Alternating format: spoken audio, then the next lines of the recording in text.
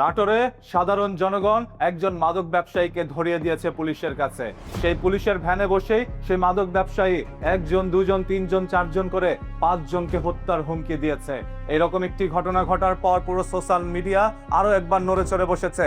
একজন মাদক ব্যবসায়ী কিভাবে এত ক্ষমতা পেল, এত সাহস পেল, সেটাই প্রশ্ন এখন সাধারণ জনগণের। আপনারা শুধু ভিডিওটি এক পলক দেখে নেন। একটা হাতে গোনা দড়ি, তিনটি চারটি পাঁচটা, একটা দড়ি, তিনটি চারটি পাঁচটা, খেলা দিব পাঁচটা, পাঁচটা। ওই জায়গাটা একটা দেখা যাচ্ছে, একটা সভাপতি মসজিদে, একটা দৌড়া, তিনটা, পাঁচটা।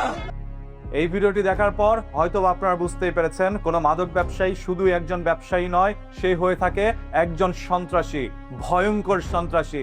যেই সন্ত্রাসী চাইলেই পারে দুনিয়া থেকে মানুষকে নির্মমভাবে সরিয়ে দিতে, এবং তাদের ধারায় সংগঠিত হচ্ছে একের পর এক হত্যার ঘটনা, ধর্ষণের ঘটনা, একের পর এক মুমূর্ষু ঘটনা, যেগুলো মানুষ শুনলেই মানুষের শরীরটি শিউরে ওঠে। এই ধরনের প্রত্যেকটি ঘটনা সংঘটিত করছে এই সকল মাদক ব্যবসায়ীরাই, যারা নিজেরা মাদক সেবন করে এবং বিক্রিও করে। তাদেরকে ধরতে গেলে দেখা যায় এলাকার বড় বড় নেতারাও তাদেরকে পিছন থেকে শক্তি প্রয়োগ করছে এই ব্যবসা করার জন্য। এবং যখন এই বিষয় নিয়ে আইন শৃঙ্খলা বাহিনীর কাছে যাওয়া হয়, তখন দেখা যায় ওই থানার কোনো না কোনো কর্মকর্তাও এর সাথে জড়িত। মাস শেষে তাদের কাছ থেকে কিছু পরিমাণ টাকাও পায় তারা, যার কারণে মাদক ব্যবসায়ীদেরকে কোনোভাবেই ধরতেও চায় না আইন শৃঙ্খলা বাহিনী। এই ধরনের ঘটনাগুলো চারপাশেই ঘটে যাচ্ছে। আজ যখন নাটোরে এক মাদক ব্যবসায়ীকে জনগণ একত্রে হয়ে পুলিশের হাতে তুলে দিয়েছে, তখন ভ্যানের মধ্যে বসে এই ধরনের হুমকিগুলো আপনার কাছে কি মনে হচ্ছে? আমি জানি আপনার আশেপাশেও কেউ না কেউ মাদক ব্যবসা করছে।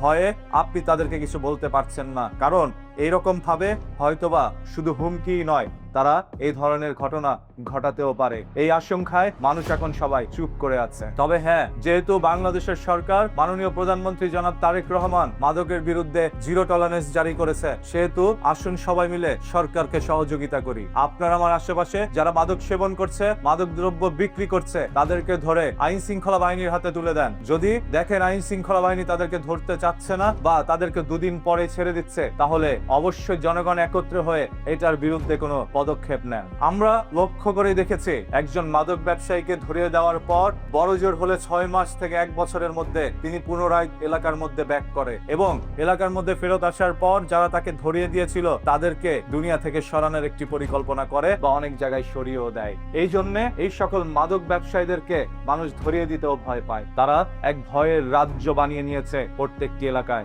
এবং তাদেরকে মদক দিচ্ছে শুধু এলাকার পাতি নেতারা। আমরা শুনেছি কয়েকদিন আগে এক পুলিশ কর্মকর্তার মুখ থেকে, তিনি অভিযোগ করেছেন যখন তারা এলাকার মধ্যে অভিযান চালাতে যায় মাদক ব্যবসায়ীকে ধরার জন্য, তখন এলাকার নেতাদের সাহায্য চায় পুলিশ। পরবর্তীতে তদন্তে বেরিয়ে আসে সেই এলাকার নেতাই মাদক দ্রব্যের সাথে জড়িত, মাদক সেবনের সাথে জড়িত, মাদক বিক্রির সাথে জড়িত। এটা দেখার পর চমকে ওঠে সেই থানার পুলিশ। হ্যাঁ, আমাদের চারপাশে প্রতিনিয়তই এই ধরনের ঘটনাগুলো ঘটে যাচ্ছে।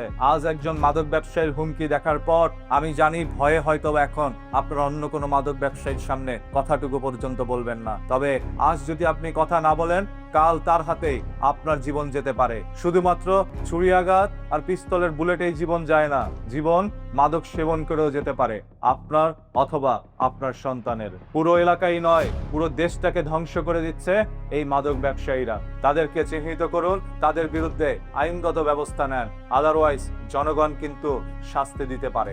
সর্বশেষ, একজন মাদক ব্যবসায়ীর পুলিশের ভ্যান থেকে বসে থেকে এই ধরনের হুমকিটি আপনার কাছে কি মনে হচ্ছে?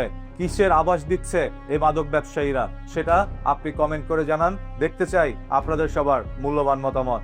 দেখা হবে আপনাদের সাথে পরবর্তী ভিডিওতে খুব শীঘ্রই। সেই ভিডিও দেখার জন্য অবশ্যই চ্যানেল বা পেজটিকে সাবস্ক্রাইব, ফলো করে রাখেন, যাতে করে নিত্যদিন সকল সত্য তথ্য আপনার কাছে পৌঁছে যায়। সত্য জানার জন্য থাকুন নিউজ কির সাথে।